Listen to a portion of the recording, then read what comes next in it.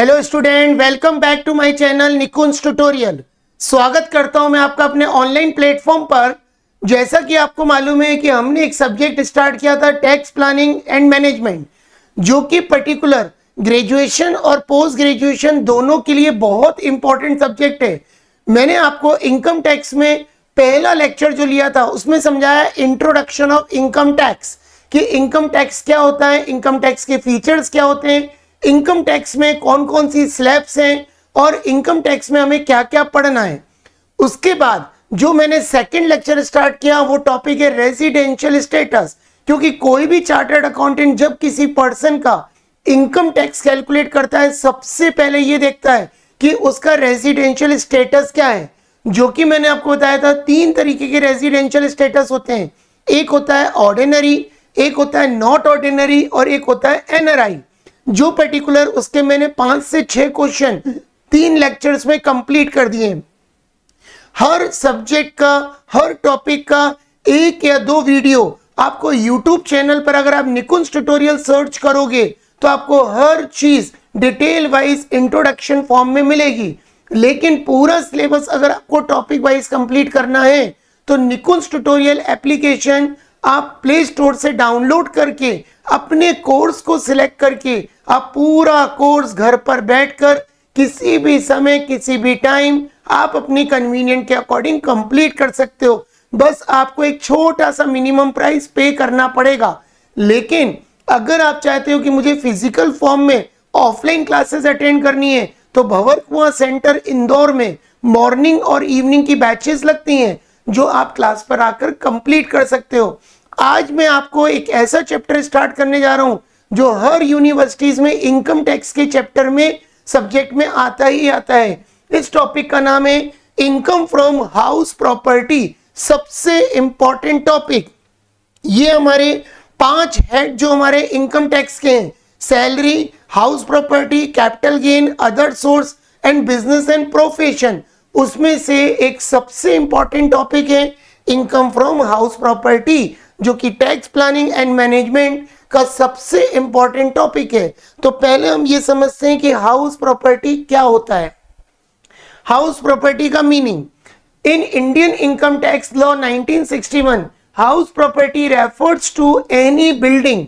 यानी मान के चलो अगर आपके पास कोई बिल्डिंग है, वो रेजिडेंशियल है, कमर्शियल है, ऑफिस है, शॉप है, etcetera, and land attach apartments. यानी अगर मान के चलिए कोई लैंड आपके अपार्टमेंट से अटैच है, to it of which the tax payer is the owner, जिसका टैक्स पेयर ऑनर है। यानी कोई भी लैंड हो, कोई भी बिल्डिंग हो, कोई कमर्शियल बिल्डिंग हो, रेजिडेंशियल हो, अगर आप उसके मालिक हैं और अगर आपको उससे कोई इनकम जनरेट होती है तो उसके ऊपर आपको टैक्स गवर्नमेंट को देना पड़ेगा। ठीक है, ये बात ध्यान रखिएगा। The income generated from this property is taxed under the head income from house property। अब हम आगे बढ़ते हैं। Income from house property refers to the rental income। अब याद रखो 2 तरीके के हाउस होते हैं। एक वो घर होता है जिसमें तुम किराए पे देते हो, जिसको बोलते हैं लेट आउट प्रॉपर्टी यानी रेंटल इनकम, और एक वो हाउस होता है जिसमें तुम खुद रहते हो, जिसको बोलते हैं सेल्फ ऑक्यूपाइड हाउस। तो क्या लिखा है, income from house property refers to rental income earn from the letting out of building. यानी जब कोई बिल्डिंग तुम किसी को लेट आउट करते हो और land apartments there to such parking space. यानी मान के चलो कोई लैंड है जिसमें पार्किंग स्पेस भी है, गार्डन भी है, कंट्री यार्ड भी है। यानी मान के चलिए अगर आपका खुद का सपोज कोई लैंड है जिसके ऊपर कोई गार्डन बना है, कोई कंट्री यार्ड बना है, तो उसके ऊपर भी जो आप रेंटल इनकम कमाते हैं वो भी हाउस प्रॉपर्टी की कैटेगरी में आता है। दिस इंक्लूड रेजिडेंशियल हाउस, जिसमें रेजिडेंशियल हाउस लेते हैं, ऑफिसेज लेते हैं, शॉप लेते हैं, फैक्ट्रीज लेते हैं एंड कमर्शियल कॉम्प्लेक्सेस लेते हैं। तो उसको बोलते हैं इससे कमाने वाली इनकम पर जो हम टैक्स गवर्नमेंट को भरते हैं उसको बोलते हैं income from house property. As per section 22, अगर मैं सेक्शन 22 की बात करूं, section 22 of the income tax act 1961, such income is taxable under the head income from house property, माने जो इनकम आप हाउस प्रॉपर्टी से जनरेट करते हैं, the following condition are satisfy, यानी अगर आपने कुछ कंडीशंस को सेटिस्फाई किया तो वो इनकम आपकी हाउस प्रॉपर्टी की इनकम कहलाती है। जैसे पहला point, the property must consist of building, यानी प्रॉपर्टी में क्या होना चाहिए, एक बिल्डिंग होना चाहिए, and a part of the building along with land attach to it, यानी अगर आपकी कोई बिल्डिंग है, चाहे वो कमर्शियल हो चाहे रेजिडेंशियल हो, अगर वो लैंड से अटैच है तो वो पर्टिकुलर हाउस प्रॉपर्टी का ही पार्ट कहलाता है। And the tax payer must be the legal owner, यानी कोई भी टैक्स पेयर उस प्रॉपर्टी का लीगल ऑनर होना चाहिए, owner under section 27 of the property. And the third point, the owner should not use the property for their own business or profession, यानी मान के चलो अगर कोई ऑनर उस प्रॉपर्टी को बिजनेस या प्रोफेशन के लिए यूज करता है तो वो बिजनेस एंड प्रोफेशन के हेड में जाएगा, वो हाउस प्रॉपर्टी में नहीं आएगा। If it is used for businesses purpose, the income is taxable under profit and gain from businesses and profession instead, यानी वो पर्टिकुलर, मान के चलिए किसी व्यक्ति के पास 3 घर हैं, एक घर में वो खुद रहता है जिसको बोलते हैं सेल्फ ऑक्यूपाइड, एक घर जो किसी को किराए पर देता है जिसको बोलते हैं लेट आउट प्रॉपर्टी, और एक घर जो इसमें हम खुद का बिजनेस करते हैं। जैसे इंदौर में हम बात करें, बहुत सारे राजवाड़ा के पास ऐसे घर हैं जो पर्टिकुलर कमर्शियल पर्पस के लिए यूज होते हैं और उन्होंने अपना रेजिडेंशियल घर थोड़ा सा दूर बना लिया है जहां पर शोर शराबा नहीं हो, अच्छा गार्डन हो, कॉलोनी मेंटेन हो। तो जो घर आप बिजनेस एंड प्रोफेशन में यूज करते हैं वो income from business and profession में आता है। ठीक है, अब हम आगे बढ़ते हैं। इनकम फ्रॉम हाउस प्रॉपर्टी, देखो अगर मैं हाउस प्रॉपर्टी की बात करूं तो 2 तरीके की हाउस प्रॉपर्टी होती है, self occupied house property and let out house property. Self मतलब जिसमें तुम खुद रहते हो, ये बात ध्यान रखना, और इसका सेक्शन है अंडर सेक्शन 23(2), ये बात ध्यान रखिएगा। ठीक है, इसका सेक्शन है अंडर सेक्शन 23(2). ठीक है, और जो प्रॉपर्टी हम लेट आउट पे देते हैं वो अंडर सेक्शन 23(1) में आता है। ये बात ध्यान रखना, 2 तरीके के हाउसेस होते हैं, एक सेल्फ और एक लेट आउट। अब आगे बढ़ते हैं, फॉर्मेट ऑफ हाउस प्रॉपर्टी। तो याद रखिए लेट आउट हाउस प्रॉपर्टी का फॉर्मेट बिल्कुल अलग होता है और जो सेल्फ ऑक्यूपाइड प्रॉपर्टी होती है उसका फॉर्मेट बिल्कुल अलग होता है। तो मैं सबसे पहले आपको फॉर्मेट सिखाऊंगा, किसका, लेट आउट प्रॉपर्टी, यानी जिस प्रॉपर्टी को तुम किराए पर देते हो। तो चलिए स्टार्ट करते हैं। अब इसको हम कैसे लिखेंगे, देखो फॉर्मेट, टैक्सेबल इनकम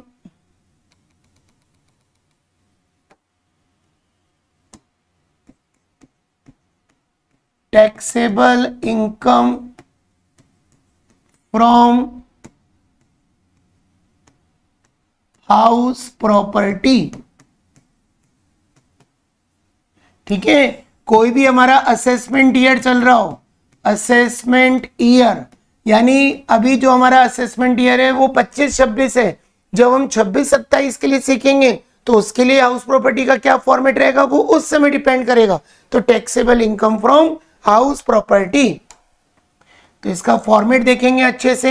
इसका फॉर्मेट कैसा बनेगा,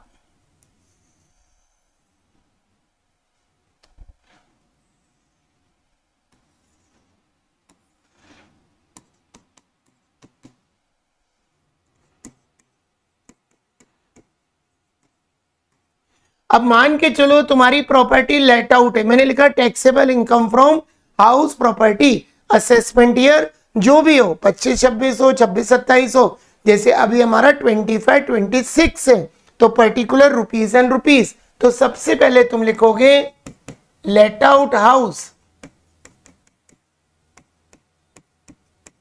अंडर सेक्शन 23(1), जो प्रॉपर्टी तुम किराए पर देते हो उसका सेक्शन 23(1) होता है, ध्यान रखना। ठीक है, अब हम ये लिखेंगे ग्रॉस एनुअल वैल्यू, जिसको हम शॉर्ट में जीएवी बोलते हैं। ग्रॉस एनुअल वैल्यू में हम तीन चीजें लेते हैं। पहला आता है म्युनिसिपल वैल्यू, फिर हम लेते हैं फेयर रेंट, जिसको हम एक्सपेक्टेड रेंट भी बोलते हैं, और तीसरा होता है actual rent receive. Actual rent receive यानी ये तीन नाम हमको ध्यान रखने हैं कि अगर हमें ये तीन नाम दिए हैं तो सबसे पहले लिखते हैं म्युनिसिपल वैल्यू, फेयर रेंट और एक्चुअल रेंट रिसीव। अगर किसी क्वेश्चन में ये तीनों दिए हैं, म्युनिसिपल क्या होता है, नगर निगम उस प्रॉपर्टी की कीमत को किस तरह मेजर करती है उसको बोलते हैं म्युनिसिपल वैल्यू। फेयर रेंट यानी हम क्या सोचते हैं कि यार उस प्रॉपर्टी की वैल्यू क्या होना चाहिए, हम तो हमेशा ज्यादा ही सोचते हैं, ठीक है। नगर निगम की तो गाइडलाइन आती है जिसके अकॉर्डिंग म्युनिसिपल वैल्यू कैलकुलेट किया जाता है। और एक्चुअल, यदि अगर हमारी कोई प्रॉपर्टी हमने रेंट पे दी तो नगर निगम बोलता है कि 10,000 रेंट आना चाहिए, नहीं, लेकिन अगर मार्केट में डिमांड ज्यादा है और सप्लाई कम है तो मैं उसका 20,000 रुपए रेंट भी ले सकता हूं। तो एक्चुअल रेंट रिसीव, जब ये तीनों दिए जाते हैं, इन तीनों में जो भी ज्यादा होता है, विच एवर इज मोर, हमेशा उसको बाहर लेना है, ध्यान रखना। सबसे पहले लिखना let out house under section 23(1), gross annual value GAV, municipal value यानी नगर निगम उसकी कीमत क्या मेजर करता है, फेयर रेंट हम क्या सोचते हैं, और एक्चुअल रेंट रिसीव यानी हमको कितना एक्चुअल रेंट मिलता है। इन तीनों में जो भी अमाउंट ज्यादा आता है उसको हम बाहर लिखते हैं। अब इसमें से क्या माइनस करते हैं, इसमें से माइनस करते हैं म्युनिसिपल टैक्स। टैक्स याद रखना, अगर ऑनर ही देगा तो ही लेना है, लेकिन अगर किराएदार, जिसको इंग्लिश में बोलते हैं टीनेंट, अगर टीनेंट म्युनिसिपल टैक्स दे रहा है, कभी भी इस फॉर्मेट में नहीं लिखना है, केवल ऑनर के द्वारा पे किया हुआ ही टैक्स आपको यहां पर शो करना है, म्युनिसिपल टैक्स। और ये एक बात हमेशा ध्यान रखना, जो म्युनिसिपल टैक्स होता है वो हमेशा म्युनिसिपल वैल्यू पे निकलता है। अब इसमें से हम माइनस करेंगे वैकेंसी पीरियड। वैकेंसी पीरियड, मकान कितने महीने खाली पड़ा रहा, मान के चलो एक फाइनेंशियल ईयर में 12 महीने होते हैं, 9 महीने प्रॉपर्टी आपने किराए पर दी, 3 महीने मकान किराए पर खाली रहा। अब तुमने 10,000 रुपए रेंट के हिसाब से दिया, 3 महीने खाली रहा, तो इसका मतलब 30,000 रुपए का कहलाएगा वैकेंसी पीरियड, यानी 30,000 रुपए आप यहां पर लिखोगे। फिर इसमें से माइनस करते हैं अनरिलाइज रेंट। अनरिलाइज रेंट यानी याद रखो ये हमेशा 24-25 का लेना है, प्रीवियस ईयर का, ठीक है। वो डिपेंड करेगा कि अगले साल जाओगे तो असेसमेंट ईयर 26-27 हो जाएगा, तो प्रीवियस ईयर 25-26 हो जाएगा। इस साल प्रीवियस ईयर 24-25 है और असेसमेंट ईयर 25-26 है, तो याद रखो अनरिलाइज। कभी कभी ऐसा होता है, कुछ टीनेंट ऐसे होते हैं जो डिफॉल्ट निकल आते हैं, अपने मकान में रहते हैं और बिना बताए मकान खाली करके 2-3 महीने में चले जाते हैं। हम उनसे रेंट तो मांगते हैं, लेकिन वो कहते हैं सर हम आपको रेंट अगले महीने दे देंगे, अभी हमारी इनकम नहीं है, 2 महीने बाद दे देंगे। तो यदि कोई डिफॉल्टिंग टीनेंट हमारा रेंट खा जाता है, हमको रेंट नहीं मिलता है, तो उसको बोलते हैं अनरिलाइज रेंट 24-25। ये तीनों अमाउंट इधर लिखते हैं और इनको बाहर शिफ्ट करते हैं, ये बात ध्यान रखना। फिर से मैं समझा रहा हूं, taxable income from house property assessment year जो भी हो 25-26, 26-27, इस साल का 25-26 है। फिर हमने लिखा पर्टिकुलर रुपीज लेट आउट यानी प्रॉपर्टी जब हम किराए पर चढ़ाते हैं, let out house under section 23(1). फिर लिखा ग्रॉस एनुअल वैल्यू जिसको बोलते हैं जीएवी, ठीक है। फिर 3 चीजें हमें गिवन रहेंगी, municipal value, fair rent, actual rent. इन तीनों में जो भी अमाउंट ज्यादा होगा, विच एवर इज मोर, उसको बाहर आपको शो करना है। फिर इसमें से माइनस करते हैं म्युनिसिपल टैक्स। ऑनर पे करेगा तो लेंगे, टीनेंट पे करेगा तो नहीं लेंगे। और म्युनिसिपल टैक्स अगर परसेंटेज में दिया है तो हमेशा म्युनिसिपल वैल्यू का निकलता है। वैकेंसी पीरियड, मकान कितने महीने खाली पड़ा रहा। और अनरियलाइज रेंट, यानी कितना रेंट डिफॉल्टिंग टेनेंट ने पे नहीं किया, उसको बोलते हैं अनरियलाइज रेंट। तो जब इसके टोटल में से ये माइनस करते हैं तो निकलता है NAV।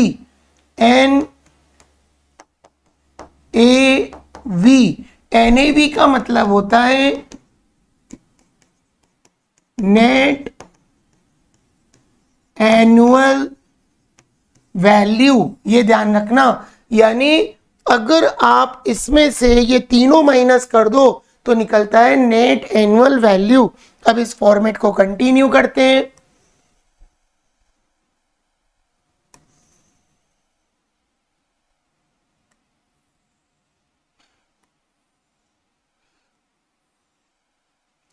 अब NAV आने के बाद जैसे मान के चलो हमारा आ गया NAV, नेट एनुअल वैल्यू। फिर इसमें से चार्टर्ड अकाउंटेंट आपको देता है डिडक्शन अंडर सेक्शन 24। तो पहली डिडक्शन जो सबसे इंपॉर्टेंट मिलती है उसको बोलते हैं स्टैंडर्ड डिडक्शन, जो कि बिल्कुल फिक्स है 30% ऑफ NAV।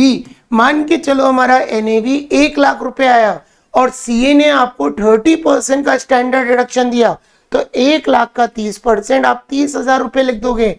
अब कभी कभी क्या होता है, हम मकान जिसमें हम रहते हैं या जिसको रेंट पर देते हैं उसके ऊपर हम मार्केट से लोन उठाते हैं, तो उस लोन पर हम इंटरेस्ट भरते हैं, उसको बोलते हैं interest on loan. Interest on loan, ठीक है, ये आता है अंडर सेक्शन 24B।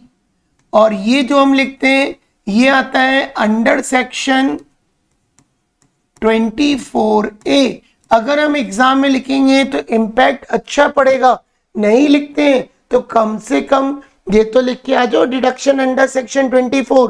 इन दोनों का टोटल लगा के हम बाहर शिफ्ट करते हैं और फाइनल जो माइनस करते हैं उसके बाद जो आंसर आता है उसको बोलते हैं taxable income from house property. Taxable income from house property, जिसका फाइनल आंसर हम बाहर लिखते हैं। तो ये जो फॉर्मेट मैंने आपको समझाया ये फॉर्मेट था लेट आउट हाउस का, यानी जो संपत्ति हम किराए पर देते हैं उसको बोलते हैं लेट आउट, यानी रेंटल इनकम। रेंटल इनकम, ठीक है। अब हम लोग बढ़ते हैं, इसी फॉर्मेट को आगे कंटिन्यू करते हैं। मान के चलो तुम उस प्रॉपर्टी में खुद का बिजनेस करते हो तो वो तो बिजनेस एंड प्रोफेशन में चला जाएगा, लेकिन अगर उस घर में तुम खुद रहते हो तो उसको बोला जाता है self occupied house. Self occupied house under section 23(2). अब जिस घर में तुम रहते हो उसमें तो कुछ आता ही नहीं है, हम कुछ कमाते ही नहीं है, उसमें तो क्या होता है केवल पैसा जाता रहता है, आता कुछ भी नहीं है। तो याद रखना सेल्फ ऑक्यूपाइड हाउस में केवल आपको जो डिडक्शंस मिलती हैं वो ओनली इंटरेस्ट ऑन लोन की मिलती हैं। तो यहां पे लिखेंगे interest on loan. Interest on loan, ठीक है, उसको हम यहां पर माइनस कर देते हैं। अब इंटरेस्ट ऑन लोन के 3 केस हैं जो हमें बहुत अच्छे से याद रखने हैं। 3 केसेस, अगर इनमें से कोई भी एक केस एग्जाम में आ जाए तो वो रूल आपको अप्लाई करना है। तो हम देखते हैं पहला केस मैं इसके अंदर लिख रहा हूं, केस नंबर 1। अच्छा, सेल्फ ऑक्यूपाइड में इनकम तो होती नहीं है, तो इसका मतलब क्या हुआ 100% लॉस होगा। तो तुम क्या लिखोगे, loss from HP, house property से हमको लॉस होगा। तो केस नंबर 1 देखो क्या लिखेंगे, if loan is taken on और before 1st April 99, then interest on loan will be compare rupees 30,000। यानी अगर आपने लोन 1 अप्रैल 1999 के पहले लिया है तो जो भी इंटरेस्ट ऑन लोन होगा उसका कंपेयर 30,000 रुपए से करोगे, और दोनों में जो भी कम होगा विच एवर इज लेस उसको आप बाहर लिख दोगे। ये केस नंबर 1 याद रखना, ये केस नंबर 1 कि यदि आपने लोन 1 अप्रैल 1999 के पहले लिया तो हमेशा ध्यान रखना जो भी आपका ब्याज बन रहा है घर का उसका 30,000 से कंपेयर करना, और जो दोनों में कम होगा वो अमाउंट बाहर शिफ्ट हो जाएगा। ठीक है, अब हम लिखते हैं केस नंबर 2। केस नंबर 2 ध्यान से समझिएगा। If loan is taken after 1st April 1999, then interest on loan will be compared with rupees 2 lakh. यानी यदि आपने लोन 1 अप्रैल 1999 के पहले लिया तो हमेशा 2 लाख रुपए से कंपेयर करना है, ये बात ध्यान रखना, 2 लाख से कंपेयर आपको करना है। ठीक है, जो दोनों में कम होगा विच एवर इज लेस, जो दोनों में कम होगा उससे कंपेयर कर देना। अगर लोन आपने 1 अप्रैल 1999 के बाद लिया तो आपको इंटरेस्ट का कंपेयर 2 लाख रुपए से करना है। अब कॉपी पे लिखेंगे case number 3। If loan is taken या loan has been taken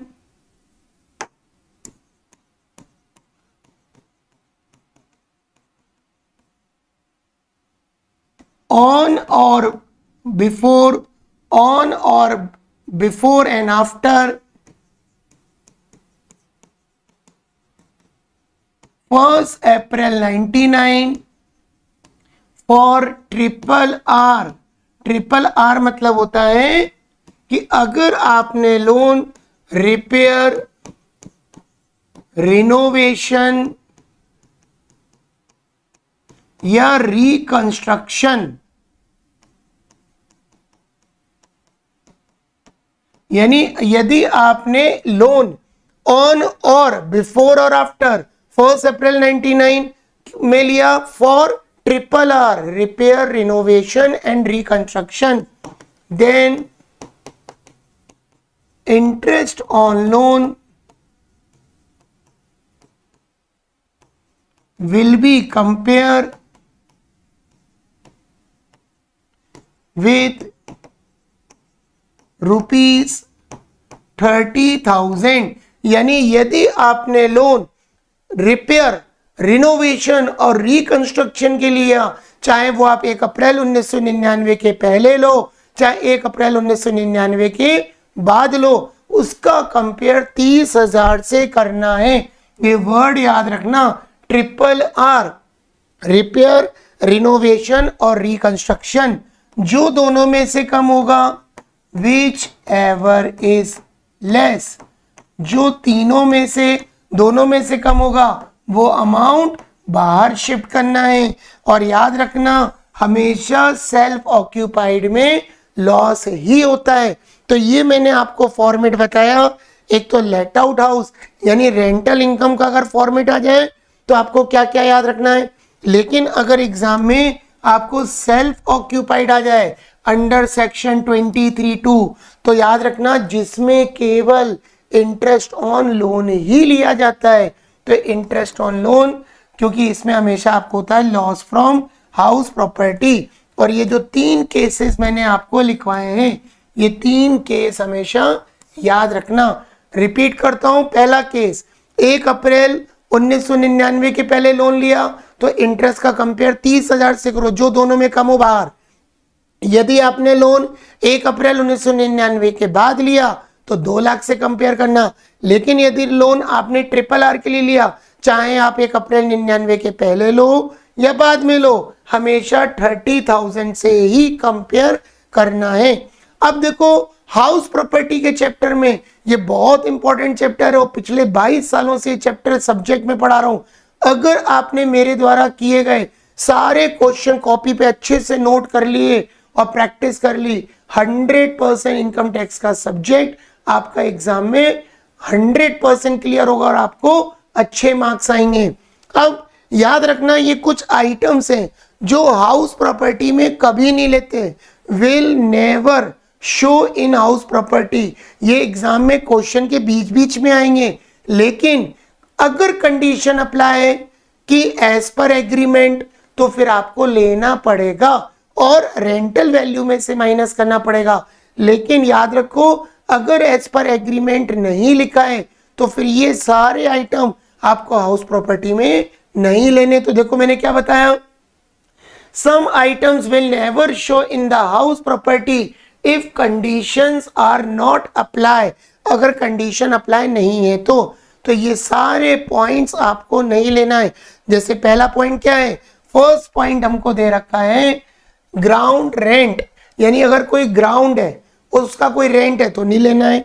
insurance premium, land revenue, annual charges, lease rent, water connection charges, legal charges, watchman salary, stairs light जो स्टेयर्स होते हैं, repair and maintenance, collection charges और gardener salary.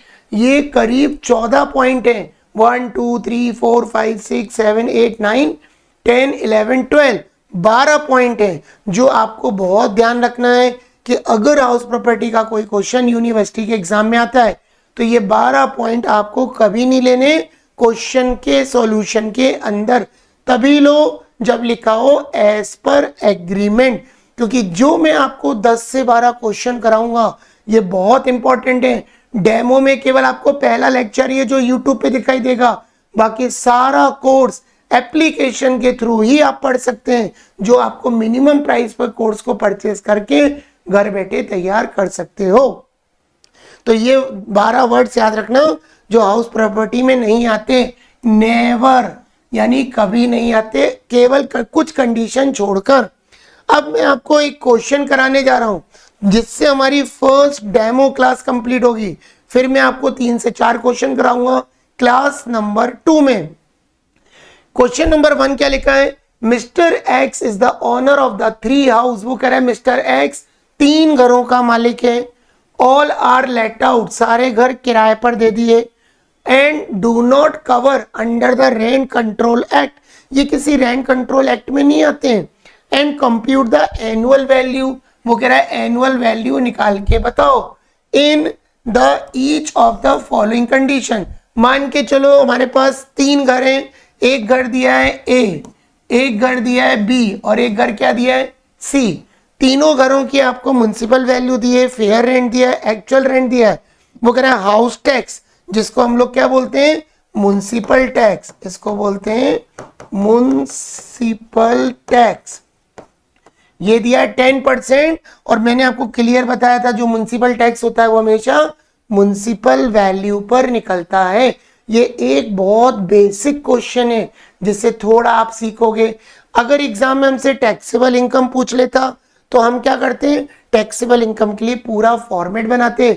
अभी केवल हमें निकालना है एनुअल वैल्यू। तो चलिए स्टार्ट करते हैं सॉल्यूशन नंबर 1। सॉल्यूशन नंबर 1, अभी हमें फाइंड आउट करना है केवल एनुअल वैल्यू। अगर मैं हाउस ए की बात करूं तो मुझे सबसे पहले निकालना पड़ेगा जीएवी, जिसको क्या बोलते हैं, ग्रॉस एनुअल वैल्यू, जिसमें हम तीन चीजें लेते हैं, म्युनिसिपल वैल्यू,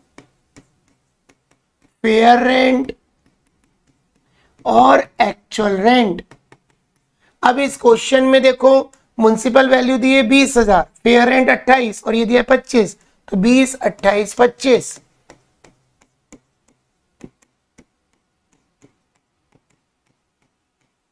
अगर मैंने आपको रूल बताया था फॉर्मेट में कि जब किसी क्वेश्चन में म्युनिसिपल वैल्यू, फेयर रेंट और एक्चुअल रेंट तीनों दिए हो, तो जो तीनों में ज्यादा होगा, विच एवर इज मोर, वो हमेशा सिलेक्ट करना है। तो इन तीनों में कौन सा ज्यादा है, तो इन तीनों में ज्यादा है 28,000।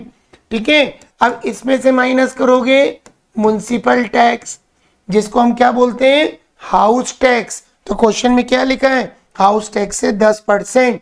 और याद रखना, म्युनिसिपल टैक्स अगर ऑनर देगा तो ही आपको लेना है। तो ऑनर ने म्युनिसिपल टैक्स दिया 10%, तो म्युनिसिपल वैल्यू का निकालोगे 20,000 का 20,000 का 10%, जो कि आएगा 2,000। तो माइनस करने पे हो जाएगा 26,000।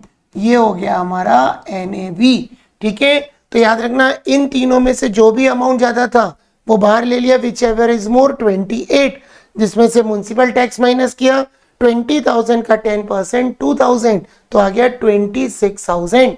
अब हम बात करते हैं, ये तो था हाउस ए, उसी तरीके से हम बात करेंगे house B, gross annual value, GAV.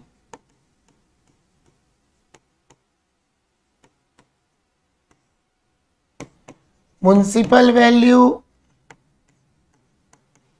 Fair rent and actual rent, whichever is more, जो तीनों में ज्यादा होगा वो लेंगे। अब म्युनिसिपल वैल्यू कितना दिया है, 30, 36, 38, 30, 36 और 38। अब म्युनिसिपल वैल्यू दी है 30,000, फेयर रेंट दिया है 36 और एक्चुअल रेंट दिया है 38। जो तीनों में ज्यादा होगा, विच एवर इज मोर, वो हम ले लेंगे। तो यहां जाएगा 38,000। म्युनिसिपल टैक्स हमेशा म्युनिसिपल वैल्यू पे निकलता है, यानी 30,000 का 10% 3,000 रुपए। तो इसका मतलब 35,000 हमारा आ गया NAV, यानी नेट एनुअल वैल्यू। तो ये हाउस ए है, ये हाउस बी है। इसी के बगल में मैं कर देता हूं हाउस सी। तो सबसे पहले हम लिखेंगे ग्रॉस एनुअल वैल्यू, यानी म्युनिसिपल वैल्यू, फेयर रेंट और एक्चुअल रेंट रिसीव।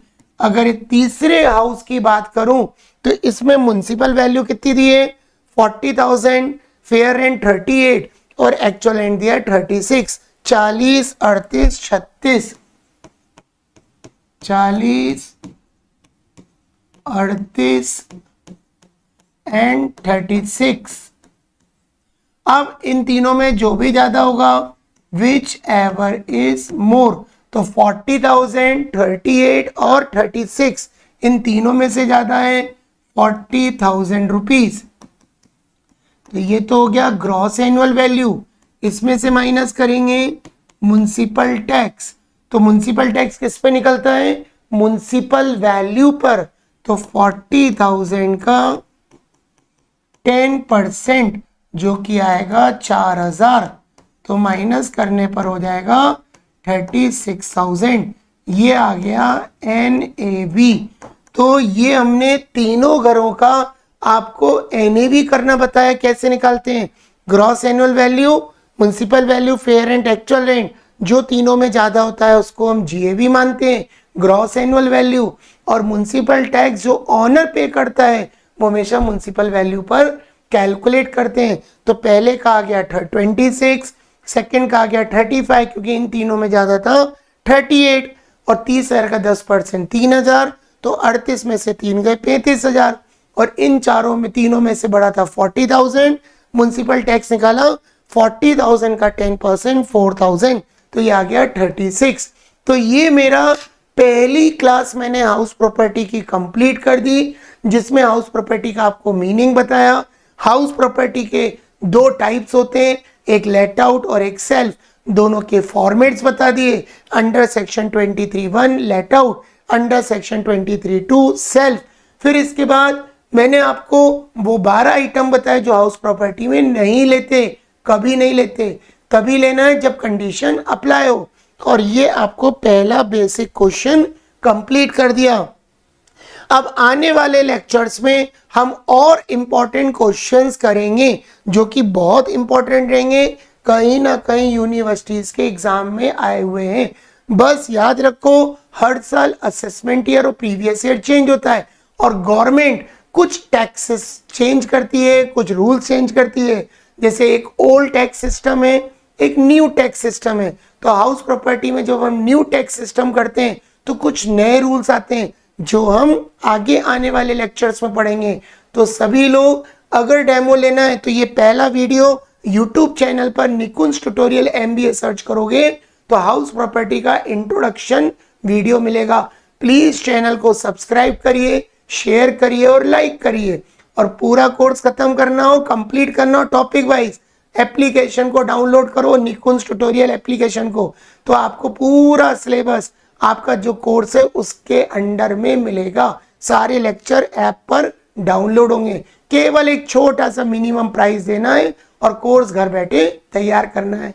तो मिलते हैं कल नई शुरुआत के साथ, नए क्वेश्चन के साथ। आप सभी लोग अपना बहुत ध्यान रखें। Okay, good day all of you, thank you very much.